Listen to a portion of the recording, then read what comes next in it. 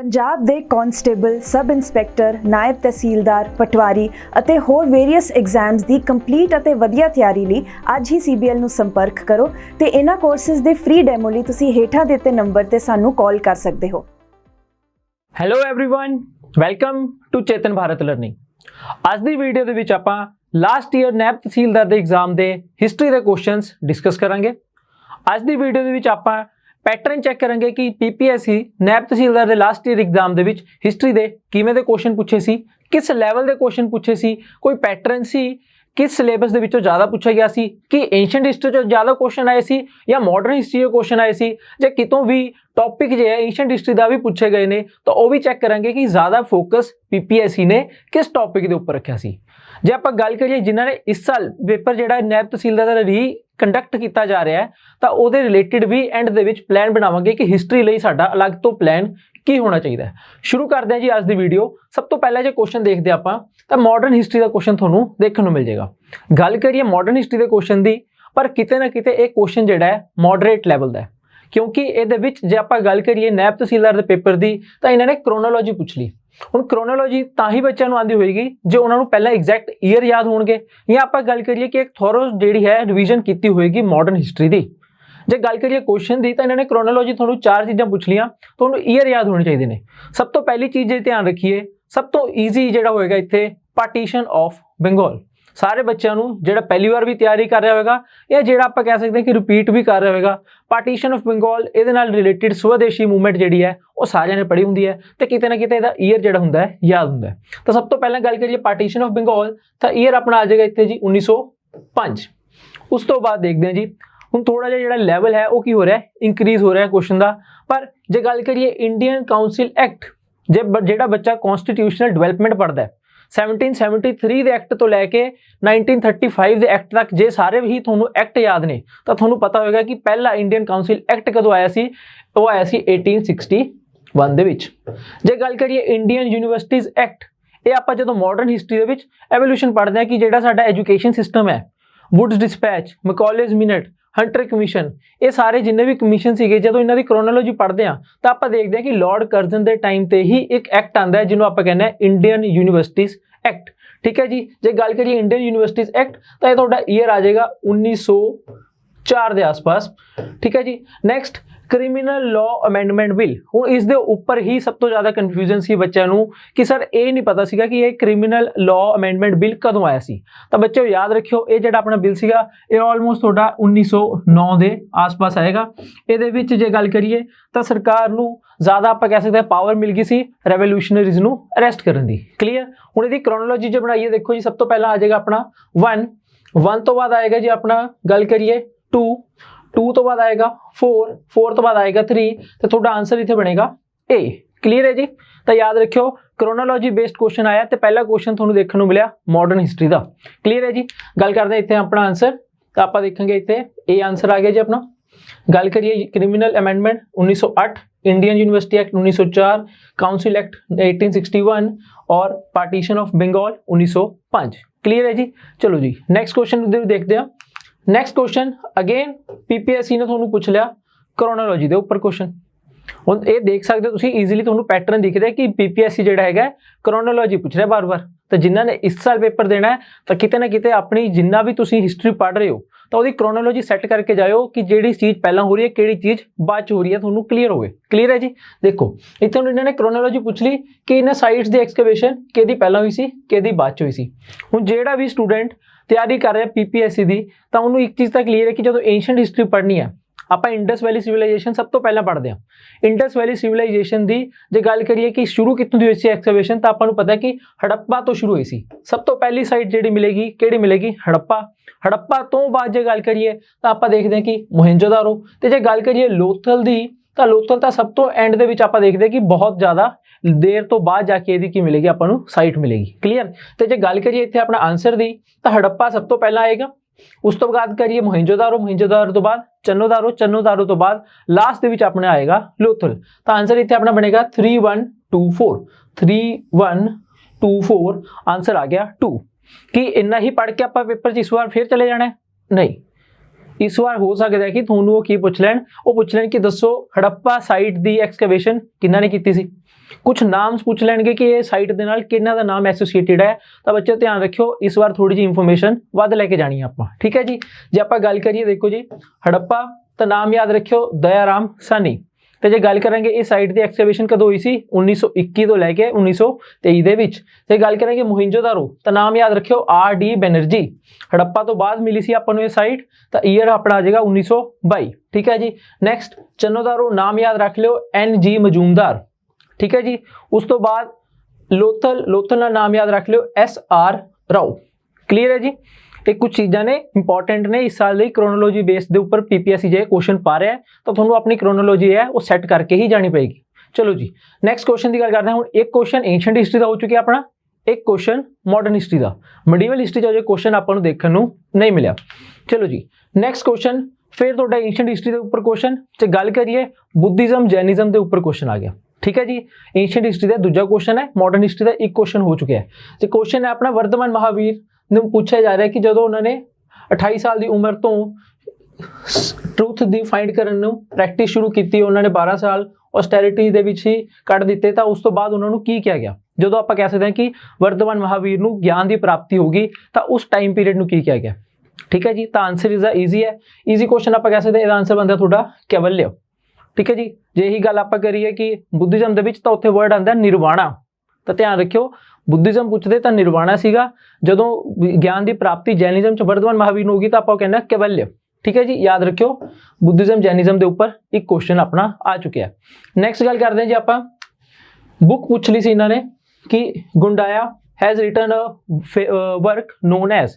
ਹੁਣ ਇਹ ਕੁਐਸਚਨ ਜੇ ਹੈ ਜੇ ਗੱਲ ਕਰੀਏ ਇਸ ਦੇ ਲੈਵਲ ਦੀ ਤਾਂ ਇਹ ਥੋੜਾ ਜਿਹਾ ਡਿਫਿਕਲਟ ਕੁਐਸਚਨ ਸੀ, ਕਿਉਂਕਿ ਆਪਾਂ ਜਿਹੜੀਆਂ ਬੁੱਕਸ ਨੇ ਜੇ ਆਪਾਂ ਗੱਲ ਕਰੀਏ ਪੀਪੀਐਸਸੀ ਦੇ ਐਗਜ਼ਾਮਸ ਦੀ ਤਾਂ ਕਿਤੇ ਨਾ ਕਿਤੇ ਕਾਲੀਦਾਸ ਦੀ ਪੁੱਛ ਲੈਣਗੇ, ਠੀਕ ਹੈ ਜੀ। ਕਿਤੇ ਨਾ ਕਿਤੇ ਆਪਾਂ ਉਹ ਗੱਲਾਂ ਆਪਾਂ ਕਹਿ ਸਕਦੇ ਹਾਂ ਬੁੱਕਸ ਨੇ ਜਿਹੜੀਆਂ ਕਾਫੀ ਜ਼ਿਆਦਾ ਈਜ਼ੀ ਨੇ ਉਹ ਪੁੱਛੀਆਂ ਜਾਂਦੀਆਂ। ਪਰ ਇੱਥੇ ਜੇ ਗੱਲ ਕਰੀਏ ਰਾਈਟਰ ਇਹ ਕੌਣ ਸੀ, ਜੇ ਕਿਸੇ ਨੂੰ ਪਤਾ ਹੋਵੇ ਤਾਂ ਦੱਸੋ। ਇਹ ਯਾਦ ਰੱਖਿਓ ਕਿ ਇਹ ਜਿਹੜੇ ਗੁੰਡਾਇਆ ਨੇ ਇਹ ਕਿਹਦੋਂ ਦੇ ਰਾਈਟਰ ਸੀਗੇ, ਤਾਂ ਇਹ ਆਪਾਂ ਜਦੋਂ ਪੜ੍ਹਦੇ ਹਾਂ ਹਿਸਟਰੀ ਐਂਸ਼ੀਅੰਟ ਹਿਸਟਰੀ ਦੇ ਵਿੱਚ ਪੜ੍ਹਦੇ ਹਾਂ ਕਿੰਨਾ ਬਾਰੇ, ਸਤਵਾਹਨਾਸ ਬਾਰੇ। ਤਾਂ ਜਦੋਂ ਸਤਵਾਹਨਾਸ ਦੇ ਵਿੱਚ ਪੜ੍ਹਦੇ ਹਾਂ ਇੱਕ ਕਿੰਗ ਜਿਨ੍ਹਾਂ ਦਾ ਨਾਮ ਹੁੰਦਾ ਜੀ ਹਾਲਾ, ਇਹ ਸਤਵਾਹਨਾਸ ਦੇ ਕਿੰਗ ਨੇ ਹਾਲਾ, ਉਹਨਾਂ ਦੇ ਸਕਾਲਰ ਨੇ ਜਿਨ੍ਹਾਂ ਦਾ ਨਾਮ ਹੈ ਗੁੰਡਾਇਆ। ਤੇ ਜੇ ਗੱਲ ਕਰੀਏ ਬੁੱਕ ਦੀ ਤਾਂ ਨਾਮ ਯਾਦ ਰੱਖ ਲਿਓ, ਇਹਨਾਂ ਦੀ ਬੁੱਕ ਦਾ ਨਾਮ ਸੀਗਾ ਬ੍ਰਿਹਦ ਕਥਾ, ਠੀਕ ਹੈ ਜੀ। ਇੰਪੋਰਟੈਂਟ ਹੈ, ਕਹਿ ਸਕਦੇ ਹਾਂ ਜੀ ਇੰਪੋਰਟੈਂਟ ਹੈ, ਪਰ ਇਵੇਂ ਦੇ ਕੁਐਸਚਨ ਜੇ ਮੈਜੋਰਿਟੀ ਬੱਚੇ ਜਿਹੜੇ ਨੇ ਜਾਂ ਤਾਂ ਉਹ ਸਕਿਪ ਕਰ ਜਾਣਗੇ ਜਾਂ ਉਹ ਗਲਤ ਕਰ ਜਾਣਗੇ। ਪਰ ਜਿੰਨੀਆਂ ਵੀ ਬੁੱਕਸ ਨੇ, ਕਿਉਂਕਿ ਬੁੱਕਸ ਸਾਡੇ ਲਈ ਕੀ ਨੇ, ਜੇ ਆਪਾਂ ਗੱਲ ਕਰੀਏ ਬੁੱਕਸ ਸਾਡੀ ਹਿਸਟਰੀ ਲਈ ਇੱਕ ਕੀ ਨੇ, ਸੋਰਸ ਆਫ ਹਿਸਟਰੀ ਨੇ। ਇਹਨਾਂ ਤੋਂ ਸਾਨੂੰ ਹਿਸਟਰੀ ਦੇ ਬਾਰੇ ਉਸ ਟਾਈਮ ਬਾਰੇ ਪਤਾ ਚੱਲਦਾ ਹੈ ਤਾਂ ਇੰਪੋਰਟੈਂਟ ਹੋ ਜਾਂਦਾ ਹੈ। ਕਲੀਅਰ। ਚਲੋ ਜੀ ਨੈਕਸਟ ਕੁਐਸਚਨ ਦੀ ਗੱਲ ਕਰੀਏ, founder of Nyaya system of logic, ਠੀਕ ਹੈ ਜੀ। ਇੱਥੇ ਹੁਣ ਅਲੱਗ-ਅਲੱਗ ਆਈਡੀਓਲੋਜੀਜ਼ ਦੇ ਫਾਊਂਡਰ ਦਾ ਨਾਮ ਪੁੱਛ ਲਿਆ ਤਾਂ ਇਹਦਾ ਈਜ਼ੀ ਆਨਸਰ ਸੀਗਾ, ਇਹਦਾ ਆਨਸਰ ਸੀਗਾ ਜੀ ਗੌਤਮ। ਹੁਣ ਇੱਥੇ ਬੱਚੇ ਕਾਫੀ ਜ਼ਿਆਦਾ ਕਨਫਿਊਜ਼ ਹੋ ਜਾਣਗੇ, ਗੌਤਮ ਇਹ ਗੌਤਮ ਬੁੱਧਾ ਨਹੀਂ ਹੈਗੇ, ਠੀਕ ਹੈ ਜੀ। ਯਾਦ ਰੱਖਿਓ ਇਹ ਨਿਆਏ ਜਿਹੜਾ ਆਪਾਂ ਕਹਿ ਸਕਦੇ ਹਾਂ ਆਈਡੀਓਲੋਜੀ ਹੈ ਇਹ ਗੌਤਮ ਨਾਲ ਰਿਲੇਟਡ ਹੈ, ਇਹ ਗੌਤਮ ਬੁੱਧਾ ਵਾਲੇ ਨਹੀਂ ਹੈਗੇ, ਠੀਕ ਹੈ ਜੀ। ਜੇ ਗੱਲ ਕਰੀਏ ਇਹ ਆਈਡੀਓਲੋਜੀ ਦੀ ਨਿਆਏ ਵਾਲੀ ਤਾਂ ਇਹ ਕੁਝ ਨਹੀਂ, ਇਹ ਤਾਂ ਸਿੰਪਲ ਤੁਹਾਨੂੰ ਗੱਲ ਕਹਿਣਗੇ ਅਬਾਊਟ ਰੈਸ਼ਨਲ ਥਿੰਕਿੰਗ, ਕਿ ਕੋਈ ਵੀ ਚੀਜ਼ ਤੁਸੀਂ ਕਰ ਰਹੇ ਹੋ ਜੇ ਉਹਦੇ ਉੱਪਰ ਜੇ ਗੱਲ ਕਰੀਏ ਰੈਸ਼ਨਲ ਥਿੰਕਿੰਗ ਕਿ ਕਿਉਂ ਕਰ ਰਹੇ ਹੋ, ਕਿ ਉਸਦਾ ਇੱਕ ਲੌਜੀਕਲ ਬੇਸ ਹੈ, ਜੇ ਹੈ ਤਾਂ ਉਹ ਸਹੀ ਗੱਲ ਹੈ, ਜੇ ਨਹੀਂ ਹੈ ਤਾਂ ਉਹ ਗਲਤ ਗੱਲ ਹੈ। ਇਹ ਇਹਨਾਂ ਦੀ ਕੀ ਸੀ, ਆਈਡੀਓਲੋਜੀ ਸੀ। ਕੌਣ ਲੈ ਕੇ ਆਇਆ, ਯਾਦ ਰੱਖਿਓ ਗੌਤਮ, ਠੀਕ ਹੈ ਜੀ। ਇਹ ਗੌਤਮ ਬੁੱਧ ਵਾਲੇ ਗੌਤਮ ਨਹੀਂ ਹੈਗੇ, ਕਨਫਿਊਜ਼ ਨਾ ਹੋਇਓ। ਚਲੋ ਜੀ ਨੈਕਸਟ ਕੁਐਸਚਨ, ਇਹ ਵੀ ਆਪਣਾ ਐਂਸ਼ੀਅੰਟ ਹਿਸਟਰੀ ਦਾ ਕੁਐਸਚਨ। ਤੁਸੀਂ ਦੇਖ ਸਕਦੇ ਹੋ ਐਂਸ਼ੀਅੰਟ ਨੂੰ ਕਾਫੀ ਜ਼ਿਆਦਾ ਪਿਛਲੀ ਵਾਰ ਦੇ ਨਾਇਬ ਤਹਿਸੀਲਦਾਰ ਦੇ ਪੇਪਰ ਵਿੱਚ ਹੈਵੀ ਰੱਖਿਆ ਗਿਆ ਸੀ, ਠੀਕ ਹੈ ਜੀ। ਉੱਪਰੋਂ ਦੀ ਕੁਐਸਚਨ ਵੀ ਕਿਵੇਂ ਦੇ ਪੁੱਛੇ ਜਾ ਰਹੇ ਨੇ, ਥੋੜੇ ਜਿਹੇ ਡੀਪ ਅੰਡਰਸਟੈਂਡਿੰਗ ਵਾਲੇ ਕੁਐਸਚਨ ਪੁੱਛੇ ਜਾ ਰਹੇ ਨੇ। ਚਲੋ ਜੀ ਨੈਕਸਟ ਕੁਐਸਚਨ ਦੀ ਗੱਲ ਕਰੀਏ, 1857 ਦੇ ਰਿਵੋਲਟ ਦੇ ਉੱਪਰ ਕੁਐਸਚਨ ਆ ਗਿਆ। 1857 ਦੇ ਰਿਵੋਲਟ ਦੇ ਉੱਪਰ ਕੁਐਸਚਨ, ਮਾਡਰਨ ਹਿਸਟਰੀ ਦਾ ਸੈਕੰਡ ਕੁਐਸਚਨ। ਮੀਡੀਵਲ ਹਿਸਟਰੀ ਅਜੇ ਤੱਕ ਕੋਈ ਕੁਐਸਚਨ ਤੁਹਾਨੂੰ ਦੇਖਣ ਨੂੰ ਨਹੀਂ ਮਿਲਿਆ। ਗੱਲ ਕਰਦੇ ਹਾਂ ਜੀ ਸਭ ਤੋਂ ਪਹਿਲਾਂ ਮੌਲਵੀ ਅਹਿਮਦੁੱਲਾ, ਠੀਕ ਹੈ ਜੀ। 1857 ਦੇ ਰਿਵੋਲਟ ਦੇ ਵਿੱਚ ਕਿਹੜੀ ਜਗ੍ਹਾ ਤੋਂ ਰਿਵੋਲਟ ਕਰਨਗੇ, ਰੋਹਿਲਖੰਡ ਵਾਲੇ ਏਰੀਆ ਤੋਂ, ਬਿਲਕੁਲ ਸਹੀ ਹੈ। ਜੇ ਗੱਲ ਕਰੀਏ ਇੱਥੇ ਇਹਨਾਂ ਨੇ ਪੁੱਛਿਆ which of the following statements are correct. ਹੁਣ ਆਪਾਂ ਨੂੰ ਸਿੰਪਲ ਜੀ ਇੱਕ ਚੀਜ਼ ਯਾਦ ਹੈ ਕਿ ਜਿਹੜੇ VD ਸਾਵਰਕਰ ਸੀ ਉਹਨਾਂ ਨੇ 1857 ਦੇ ਰਿਵੋਲਟ ਨੂੰ ਕੀ ਕਿਹਾ ਸੀ, ਫਸਟ ਵਾਰ ਆਫ ਇੰਡੀਪੈਂਡੈਂਸ, ਠੀਕ ਹੈ ਜੀ। VD ਸਾਵਰਕਰ ਨੇ ਫਸਟ ਵਾਰ ਆਫ ਇੰਡੀਪੈਂਡੈਂਸ ਕਿਹਨਾਂ ਨੂੰ ਕਿਹਾ ਸੀ, ਰਿਵੋਲਟ ਆਫ 1857 ਨੂੰ। ਤੇ ਉਸ ਦੇ ਉੱਪਰ VD ਸਾਵਰਕਰ ਨੇ ਬੁੱਕ ਵੀ ਲਿਖੀ ਸੀ, ਮਤਲਬ ਕਿ 1857 ਦੇ ਰਿਵੋਲਟ ਦੇ ਵਿੱਚ ਜਿਹੜੇ ਵੀ ਲੀਡਰ ਸੀ ਉਹਨਾਂ ਨੂੰ ਉਹਨਾਂ ਨੇ ਪ੍ਰੇਜ਼ ਕੀਤਾ ਸੀ। ਤੇ ਉਹਨਾਂ ਦੀ ਜਿਹੜੀ ਬੁੱਕ ਸੀ VD ਸਾਵਰਕਰ ਦੀ ਇੰਡੀਪੈਂਡੈਂਸ ਦੀ ਵਾਰ ਦੇ ਉੱਪਰ 1857 ਦੇ ਰਿਲੇਟਡ ਉਹਨੂੰ ਬ੍ਰਿਟਿਸ਼ਰਸ ਨੇ ਬੈਨ ਵੀ ਕੀਤਾ ਸੀ। ਜਿਹੜੀ ਇੰਡੀਆ ਦੇ ਵਿੱਚ ਬਾਅਦ ਚੋਂ ਜੀ ਗੱਲ ਕਰਾਂਗੇ ਆਪਾਂ ਸਮਗਲ ਹੋ ਕੇ, ਉਹਦੇ ਅਲੱਗ ਤੋਂ ਹੀ ਨਾਮ ਸੀਗਾ ਜਿਵੇਂ ਸਕਾਟ ਪੇਪਰ, ਸਕਾਟ ਪੇਪਰਸ ਦੇ ਨਾਮ ਤੋਂ ਵੀ ਇਹ ਬੁੱਕ ਜਿਹੜੀ ਹੈ ਸਮਗਲ ਹੋ ਕੇ ਇੰਡੀਆ ਦੇ ਵਿੱਚ ਆਏਗੀ। ਹੁਣ ਆਪਾਂ ਨੂੰ ਪਤਾ ਚੱਲ ਚੁੱਕਿਆ ਹੈ ਕਿ ਵੀ ਡੀ ਸਾਵਰਕਰ ਨੇ 1857 ਦੇ ਰਿਵੋਲਟ ਨੂੰ ਆਪਾਂ ਕਹਾਂਗੇ ਕਿ ਫਸਟ ਵਾਰ ਆਫ ਇੰਡੀਪੈਂਡੈਂਸ ਕਿਹਾ ਤੇ ਉਹਦੇ ਲੀਡਰਸ ਨੂੰ ਪ੍ਰੇਜ਼ ਕੀਤਾ। ਹੁਣ ਇੱਥੇ ਕੁਐਸਚਨ ਦੇ ਵਿੱਚ ਤੁਸੀਂ ਕੀ ਦੇਖਣਾ ਸੀ, ਇਹੀ ਚੀਜ਼ ਦੇਖਣੀ ਸੀ ਵੀ ਇੱਥੇ ਔਡ ਵਨ ਆਊਟ। ਦੇਖੋ ਜੀ, ਵੀ D Savarkar has ਕ੍ਰਿਟਿਸਾਈਜ਼ਡ the ਹੀਰੋਇਜ਼ਮ of ਮੌਲਵੀ ਅਹਿਮਦੁੱਲਾ, ਕਿਤੇ ਉਹ ਬੁੱਕ ਲਿਖ ਰਹੇ ਨੇ ਤਾਂ ਫਿਰ ਉਹ 1857 ਦੇ ਰਿਵੋਲਟ ਦੇ ਜਿਹੜੇ ਹੀਰੋ ਹੋਣਗੇ ਉਹਨਾਂ ਨੂੰ ਕ੍ਰਿਟਿਸਾਈਜ਼ ਥੋੜੀ ਕਰਨਗੇ, ਉਹਨਾਂ ਨੂੰ ਕੀ ਕਰਨਗੇ, ਪ੍ਰੇਜ਼ ਕਰਨਗੇ। ਤਾਂ ਹੀ ਆਪਾਂ ਇੱਥੇ ਕੀ ਦੇਖਦੇ ਹਾਂ ਕਿ ਫੋਰਥ ਆਪਸ਼ਨ ਤੁਹਾਡਾ ਗਲਤ ਹੈ। ਜੇ ਫੋਰਥ ਆਪਸ਼ਨ ਡਾਇਰੈਕਟਲੀ ਗਲਤ ਹੋ ਜਾਂਦਾ ਤਾਂ ਐਲੀਮੀਨੇਸ਼ਨ ਮੈਥਡ ਨਾਲ ਤੁਸੀਂ ਦੇਖੋਗੇ ਤੁਹਾਡਾ ਆਨਸਰ ਹੀ ਇੱਕ ਬਚੇਗਾ 1 2 ਐਂਡ 3। ਕਲੀਅਰ ਹੈ ਜੀ, ਇਸ ਦਾ ਆਨਸਰ ਤੁਹਾਡਾ ਕੀ ਮਿਲੇਗਾ 1 2 ਐਂਡ 3। ਇਸ ਤੋਂ ਬਾਅਦ ਜੇ ਗੱਲ ਕਰੀਏ ਨੈਕਸਟ ਕੁਐਸਚਨ ਦੀ, ਨੈਕਸਟ ਅਗੇਨ ਤੁਹਾਡਾ ਮਾਡਰਨ ਹਿਸਟਰੀ ਦਾ ਕੁਐਸਚਨ ਹੈ। ਐਕਟ ਤੋਂ ਪੁੱਛ ਲਿਆ। ਹੁਣ ਐਕਟ ਆਪਾਂ ਨੂੰ 1833 ਦਾ, 1813 ਦਾ, 1853 ਦਾ, ਇਹ ਸਾਰੇ ਐਕਟ ਜਿਹੜੇ ਨੇ 1773 ਤੋਂ ਸ਼ੁਰੂ ਹੋ ਕੇ ਰੈਗੂਲੇਟਿੰਗ ਐਕਟ ਤੋਂ ਸਾਰੇ ਚੰਗੀ ਤਰ੍ਹਾਂ ਪੜ੍ਹ ਕੇ ਜਾਣੇ ਆ। ਕਲੀਅਰ ਹੈ ਜੀ, ਸ਼ੁਰੂ ਕਰਦੇ ਹਾਂ ਕੁਐਸਚਨ ਦੀ। ਤਾਂ ਆਪਾਂ ਇੱਥੇ ਦੇਖਾਂਗੇ charter act of 1833 was enacted during the time of William Bentinck. ਬਿਲਕੁਲ ਸਹੀ ਗੱਲ ਹੈ ਜੀ, ਵਿਲੀਅਮ ਬੈਂਟਿਕ ਹੀ ਸੀ ਇਸ ਟਾਈਮ, ਤਾਂ ਹੀ ਤਾਂ ਵਿਲੀਅਮ ਬੈਂਟਿਕ ਨੂੰ ਆਪਾਂ ਕੀ ਕਹਿੰਦੇ ਆ, first governor general of India. ਜਦੋਂ ਆਪਾਂ ਵਿਲੀਅਮ ਬੈਂਟਿਕ ਨੂੰ ਕਹਿੰਦੇ ਆ first governor general of India ਤਾਂ ਇਹਦੇ ਨਾਲ ਹੀ ਰਿਲੇਟਡ ਤੁਸੀਂ ਕੀ ਦੇਖੋਗੇ, fourth point, William Bentinck will become first governor general of India through charter act of 1833। Clear ਹੈ ਜੀ, ਤਾਂ ਮਤਲਬ ਕਿ ਪਹਿਲੀ ਸਟੇਟਮੈਂਟ ਵੀ ਸਹੀ, ਫੋਰਥ ਵੀ ਸਹੀ। ਇਹਨਾਂ ਨੇ ਪੁੱਛਿਆ ਕਿ ਦੇਖੋ ਧਿਆਨ ਨਾਲ ਪੇਪਰ 'ਚ ਬੱਚੇ ਇਹੀ ਗਲਤੀ ਕਰਕੇ ਆਣਗੇ ਕਿਹੜੀ ਸਟੇਟਮੈਂਟ ਗਲਤ ਹੈ। ਇਹਨਾਂ ਨੇ ਨਹੀਂ ਪੁੱਛਿਆ ਵਿਚ ਸਟੇਟਮੈਂਟ ਇਜ਼ ਕਰੈਕਟ, ਇਹਨਾਂ ਨੇ ਪੁੱਛਿਆ ਵਿਚ ਸਟੇਟਮੈਂਟ ਇਜ਼ ਨਾਟ ਕਰੈਕਟ। ਤਾਂ ਕਾਫੀ ਜਲਦੀ ਦੇ ਵਿੱਚ ਉਸ ਟਾਈਮ ਇੱਕ ਤਾਂ ਪੇਪਰ ਦੀ ਟੈਨਸ਼ਨ ਹੁੰਦੀ ਹੈ, ਦੂਜਾ ਉੱਪਰੋਂ ਦੀ ਆਪਾਂ ਮਾਰਕਿੰਗ ਕਰਨੀ ਹੁੰਦੀ ਹੈ OMR, ਉੱਪਰੋਂ ਟਾਈਮ ਦੀ ਟੈਨਸ਼ਨ ਹੁੰਦੀ ਹੈ। ਤਾਂ ਇਹ ਟੈਨਸ਼ਨ ਦੇ ਵਿੱਚ ਬੱਚੇ ਕਰੈਕਟ ਕੀ ਹੈ, ਨਾਟ ਕਰੈਕਟ ਕੀ ਹੈ, ਉਹੀ ਗਲਤੀ ਕਰਕੇ ਆਣਗੇ। ਤਾਂ ਸਭ ਤੋਂ ਪਹਿਲਾਂ ਤੁਸੀਂ ਕੀ ਕਰਨਾ ਹੈ, ਪੇਪਰ ਦੇ ਵਿੱਚ ਜਾ ਕੇ ਕੁਐਸਚਨ ਪੜ੍ਹ ਕੇ ਦੇਖਣਾ ਕਿ ਕਰੈਕਟ ਪੁੱਛ ਰਹੇ ਨੇ ਜਾਂ ਇਨਕਰੈਕਟ ਪੁੱਛ ਰਹੇ ਨੇ। ਕਲੀਅਰ, ਜਦੋਂ ਇਨਕਰੈਕਟ ਪੁੱਛਿਆ ਤਾਂ ਫਸਟ ਤਾਂ ਕਰੈਕਟ ਹੈ ਜੀ, ਫੋਰਥ ਵੀ ਕਰੈਕਟ ਹੈ, ਤਾਂ ਇੱਥੋਂ ਦੀ ਆਪਸ਼ਨ ਦੇਖੋ, ਫਸਟ ਕਰੈਕਟ ਹੈ ਤਾਂ ਆਂਸਰ ਨਹੀਂ ਬਣੇਗਾ, ਫੋਰਥ ਕਰੈਕਟ ਹੈ ਤਾਂ ਇਹ ਵੀ ਆਂਸਰ ਨਹੀਂ ਬਣੇਗਾ, ਤਾਂ ਸਿੱਧਾ ਹੀ ਆਂਸਰ ਤੁਹਾਡਾ ਬਣ ਜਾਏਗਾ ਡੀ। ਹੁਣ ਬੱਚੇ ਕਾਫੀ ਜ਼ਿਆਦਾ ਕਨਫਿਊਜ਼ ਹੋ ਜਾਣਗੇ ਸਿਰਫ ਇੱਕ ਹੀ ਲਾਈਨ ਨਾਲ, ਸਿਰਫ ਇੱਕ ਹੀ ਲਾਈਨ ਨਾਲ ਕਿ ਵਿਲੀਅਮ ਬੈਂਟਿਕ ਦੇ ਟਾਈਮ ਤੇ ਹੀ ਚਾਰਟਰ ਐਕਟ ਆਫ 1833 ਆਇਆ ਸੀ ਤੇ ਵਿਲੀਅਮ ਬੈਂਟਿਕ ਨੂੰ ਹੀ ਆਪਾਂ first governor general of India ਕਹਿੰਦੇ ਆ। ਤਾਂ ਸਿਰਫ ਇੱਕ ਹੀ ਲਾਈਨ ਦੇ ਨਾਲ ਆਪਾਂ ਇਹਦਾ ਆਂਸਰ ਬਹੁਤ ਈਜ਼ੀਲੀ ਕਰ ਸਕਦੇ ਸੀ, ਤੁਹਾਨੂੰ 4 ਦੇ 4 ਜਿਹੜੇ ਨੇ ਦੇਖਣ ਦੀ ਜ਼ਰੂਰਤ ਵੀ ਨਹੀਂ। ਕਲੀਅਰ, ਜੇ ਗੱਲ ਕਰੀਏ second option the, charter act of 1833 ਨੇ ਗਵਰਨਰ ਜਨਰਲ ਦੀ ਪੋਸਟ ਅਪਾਇੰਟ ਕੀਤੀ। ਠੀਕ ਹੈ ਜੀ, ਗਵਰਨਰ ਜਨਰਲ ਆਫ ਇੰਡੀਆ ਬਣ ਗਏ ਸੀ, ਗਵਰਨਰ ਜਨਰਲ ਆਫ ਬੰਗਾਲ ਤੋਂ ਗਵਰਨਰ ਜਨਰਲ ਆਫ ਇੰਡੀਆ। ਸਿਰਫ ਇੱਕ ਹੀ ਲਾਈਨ ਨੇ ਸਾਰਾ ਆਂਸਰ ਕਰਤਾ। ਤੇ ਜੇ ਗੱਲ ਕਰੀਏ ਥਰਡ ਆਪਸ਼ਨ ਦੀ, ਜਿਹੜੇ ਬੰਬੇ ਦੇ ਗਵਰਨਰ ਸੀ ਉਹ ਕਦੇ ਵੀ deputy governor general of India ਨਹੀਂ ਸੀ, ਐਵੇਂ ਦੀ ਤਾਂ ਕੋਈ ਪੋਸਟ ਹੀ ਨਹੀਂ ਸੀ। ਕਲੀਅਰ ਹੈ ਜੀ, ਚਲੋ ਜੀ ਨੈਕਸਟ ਕੁਐਸਚਨ ਕਰਦੇ ਹਾਂ ਜੀ ਆਪਾਂ। ਅਗੇਨ ਤੁਹਾਡਾ ਕੁਐਸਚਨ ਕਿਸ ਦੇ ਉੱਪਰ ਆ ਗਿਆ, ਮਾਡਰਨ ਹਿਸਟਰੀ, ਮਿਡੀਵਲ ਹਿਸਟਰੀ ਦੇ ਉੱਪਰ ਕੁਐਸਚਨ ਅਜੇ ਵੀ ਕੋਈ ਨਹੀਂ ਆਇਆ। ਕੁਐਸਚਨ ਕਿਹਨਾਂ ਨੇ ਪੁੱਛ ਲਿਆ ਕਿ ਫੈਡਰਲ ਕੋਰਟ, ਜਿਹਨੂੰ ਆਪਾਂ ਅੱਗੇ ਜਾ ਕੇ ਕੀ ਕਵਾਂਗੇ, ਇਸ ਫੈਡਰਲ ਕੋਰਟ ਨੂੰ ਹੀ ਆਪਾਂ ਹੁਣ ਅੱਜਕੱਲ ਕਹਿੰਦੇ ਆ ਸੁਪਰੀਮ ਕੋਰਟ। ਠੀਕ ਹੈ ਜੀ, ਫੈਡਰਲ ਕੋਰਟ ਨੂੰ ਹੀ ਆਪਾਂ ਸੁਪਰੀਮ ਕੋਰਟ ਕਹਿੰਦੇ ਨੇ। ਪੁੱਛ ਲਿਆ ਕਿ ਕਿਹੜੇ ਐਕਟ ਦੇ ਨਾਲ ਫੈਡਰਲ ਕੋਰਟ ਬਣਾਇਆ ਗਿਆ ਸੀ, ਤਾਂ ਯਾਦ ਰੱਖਿਓ ਕਾਫੀ ਈਜ਼ੀ ਆਂਸਰ ਸੀਗਾ ਇਸਦਾ, ਐਕਟ ਆਫ 1935। ਇਸ ਦੇ ਰਿਲੇਟਡ ਹੋਰ ਕੁਐਸਚਨ ਆ ਜਾ ਸਕਦਾ ਹੈ, ਬਿਲਕੁਲ ਯਾਦ ਰੱਖਿਓ। ਇੱਕ ਤਾਂ 35 ਦੇ ਐਕਟ ਨਾਲ ਸੁਪਰੀਮ ਕੋਰਟ ਬਣਾਇਆ ਜਾਏਗਾ, ਉਸ ਤੋਂ ਇਲਾਵਾ UPSC ਵੀ ਤਾਂ ਬਣਾਇਆ ਜਾਏਗਾ। ਉਸ ਟਾਈਮ ਇਹਨੂੰ UPSC ਨਹੀਂ ਕਹਾਂਗੇ, ਉਸ ਟਾਈਮ ਇਹਨੂੰ ਆਪਾਂ ਕੀ ਕਹਾਂਗੇ, ਫੈਡਰਲ ਪਬਲਿਕ ਸਰਵਿਸ ਕਮਿਸ਼ਨ। ਉਸ ਤੋਂ ਇਲਾਵਾ ਸਟੇਟਸ, ਹਰ ਇੱਕ ਪ੍ਰੋਵਿੰਸ ਦੇ ਅੰਦਰ ਇੱਕ ਪਬਲਿਕ ਸਰਵਿਸ ਕਮਿਸ਼ਨ ਬਣਾਇਆ ਜਾਏਗਾ। ਕਿਹੜੇ ਐਕਟ ਦੇ ਨਾਲ, ਯਾਦ ਰੱਖਿਓ 1935 ਦੇ ਐਕਟ ਦੇ ਨਾਲ। ਕਲੀਅਰ ਹੈ ਜੀ, ਚਲੋ ਜੀ ਨੈਕਸਟ। ਅਗੇਨ ਇਹਨਾਂ ਨੇ ਕੀ ਪੁੱਛ ਲਿਆ ਇੱਥੇ ਤੁਹਾਨੂੰ ਤੋਂ, ਕ੍ਰੋਨੋਲੋਜੀ ਪੁੱਛ ਲਈ, ਇਹਨਾਂ ਨੇ ਕ੍ਰੋਨੋਲੋਜੀ ਪੁੱਛ ਲਈ। ਚੌਥਾ ਤੀਜਾ ਕੁਐਸਚਨ ਹੋ ਗਿਆ ਕ੍ਰੋਨੋਲੋਜੀ ਦਾ। ਤਾਂ ਕ੍ਰੋਨੋਲੋਜੀ ਜਿਹੜੀ ਹੈ PPSC ਜਿਹੜਾ ਹੈ ਇਸ ਵਾਰ ਜੇ ਪੇਪਰ ਔਖਾ ਕਰ ਰਹੇ ਨੇ, ਕੁਝ ਨਹੀਂ ਕਰ ਰਹੇ, ਉਹ ਸਿਰਫ ਤੁਹਾਨੂੰ ਬਾਰ-ਬਾਰ ਕੁਝ ਇਵੈਂਟਸ ਨੂੰ ਕ੍ਰੋਨੋਲੋਜੀ ਚ ਲਗਾਉਣ ਨੂੰ ਕਹਿ ਦੇਣਗੇ। ਫਿਰ ਅਗੇਨ ਕੁਐਸਚਨ ਆਪਣਾ ਮਾਡਰਨ ਹਿਸਟਰੀ ਦਾ। ਠੀਕ ਹੈ ਜੀ, ਮਿਡੀਵਲ ਹਿਸਟਰੀ ਜੋ ਕੁਐਸਚਨ ਪਿਛਲੇ ਸਾਲ ਦੇ ਨਾਇਬ ਤਹਿਸੀਲਦਾਰ ਚ ਨਹੀਂ ਦੇਖਣ ਨੂੰ ਮਿਲੇ। ਕਲੀਅਰ, ਚਲੋ ਜੀ ਗੱਲ ਕਰਦੇ ਹਾਂ। ਇੱਥੇ ਕ੍ਰੋਨੋਲੋਜੀ ਲਗਾਣੀ ਹੈ। ਸਭ ਤੋਂ ਪਹਿਲਾਂ ਆਪਣੀ ਜੇ ਗੱਲ ਕਰੀਏ ਇੱਥੇ ਆਪਣੇ ਆ ਗਏ ਕ੍ਰਿਪਸ ਮਿਸ਼ਨ। ਤਾਂ ਆਪਾਂ ਨੂੰ ਯਾਦ ਹੈ ਕਿ ਕ੍ਰਿਪਸ ਮਿਸ਼ਨ ਜਿਹੜਾ ਹੈਗਾ 1900 ਆਲਮੋਸਟ ਗੱਲ ਕਰੀਏ 42 ਦੇ ਵਿੱਚ। ਠੀਕ ਹੈ ਜੀ, 1942। ਉਸ ਤੋਂ ਬਾਅਦ ਜੇ ਗੱਲ ਕਰਦੇ ਹਾਂ ਆਪਾਂ ਪੂਰਨ ਸਵਰਾਜ, ਕਾਂਗਰਸ ਨੇ ਪੂਰਨ ਸਵਰਾਜ ਦੀ ਅਡਾਪਸ਼ਨ ਕਦੋਂ ਕੀਤੀ ਸੀ, ਤਾਂ ਆਪਾਂ ਨੂੰ ਪਤਾ ਕਿ ਲਾਹੌਰ ਸੈਸ਼ਨ ਦੇ ਵਿੱਚ। ਕਦੋਂ ਹੋਇਆ ਸੀ ਲਾਹੌਰ ਸੈਸ਼ਨ, ਜਿਹਦੇ ਵਿੱਚ ਜਵਾਹਰ ਲਾਲ ਨਹਿਰੂ ਕੀ ਸੀਗੇ, ਪ੍ਰੈਜ਼ੀਡੈਂਟ ਸੀਗੇ। ਤਾਂ ਯਾਦ ਰੱਖਿਓ 1929।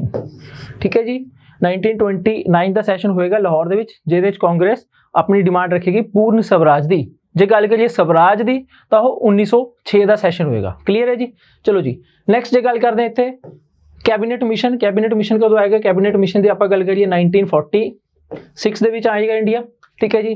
ਤੇ ਪੀਐਮ ਬਣਨਗੇ ਬ੍ਰਿਟੇਨ ਦੇ ਕਲੀਮੈਂਟ ਐਟਲੀ, ਤਾਂ ਇਹ ਬਣਨਗੇ ਆਲਮੋਸਟ ਜੇ ਗੱਲ ਕਰੀਏ 1945 ਦੇ ਵਿੱਚ।